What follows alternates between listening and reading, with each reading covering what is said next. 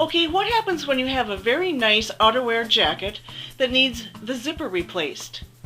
Well, you get out your sewing machine and you evaluate whether it can go over thickness, and then you decide, I can do this myself, replace this jacket zipper. Especially if it's a rather expensive coat, and even if it's an inexpensive coat, now it's entirely worth it to replace the zipper because you're doing it with your skill and you know how. Let's do this together. First of all, we're going to need a 30-inch separating zipper, separating at the top and the bottom. This zipper is referred to as a molded plastic zipper. It has rather big zipper teeth. Also, there's a nylon coil zipper. This also separates at the top and bottom. It has smaller nylon teeth. Jacket zippers that are longer than 26 inches are usually separating on both ends. Doesn't matter whether you get one that does or not. I'm opting for the nylon coil zipper because it's the zipper that exists in the jacket currently. But again, use what you want to use.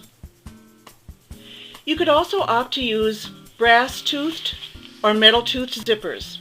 So don't shy away from those if that's your preference. Now about getting the right size zipper. Sometimes it's a little bit of a challenge. A lot of times the measurement of the jacket zipper is an odd number, but the zipper that you purchase is an even number. It's okay, just get near the length that you need and use it. I'll show you how to either tuck in excess or make the best use of a shorter zipper. Let's have a look then at what we're dealing with. On the one side of the zipper, it is exposed with the top part of the jacket that needs to be released from the zipper, as well as this under tab. On the other side of the jacket, we have an over tab. The zipper exists here in a little ridge of fabric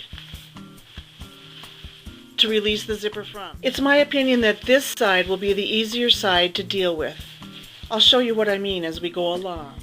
Let's get to ripping out this zipper.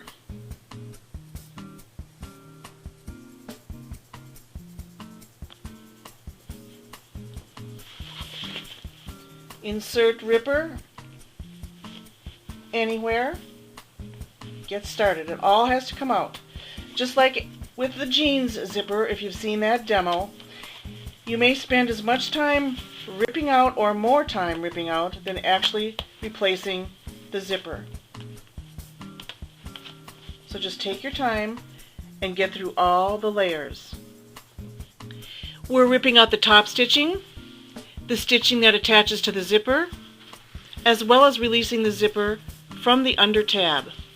You might find it easier to rip along the inside of the tab to minimize risk of nicking the outer area that shows. If you do nick, don't worry. I'll show you how to deal with that. There's a way to tuck that under as though that nick never happened. Okay, I've finally gotten the old zipper all released. And that has also released the under tab, except for the very bottom at the end of the 30-inch mark line. So at least that still remains intact.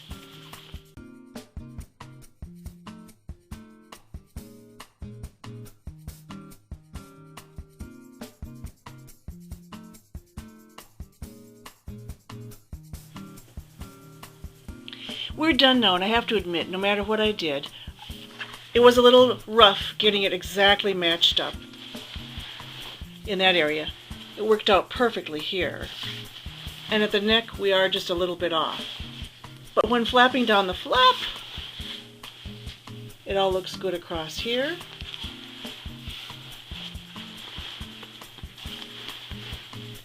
It matches real well here.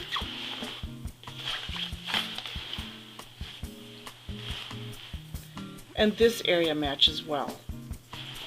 So that's really all we want to achieve is a zipper sewn in solidly. It looks good, and you've saved a jacket. Good for you.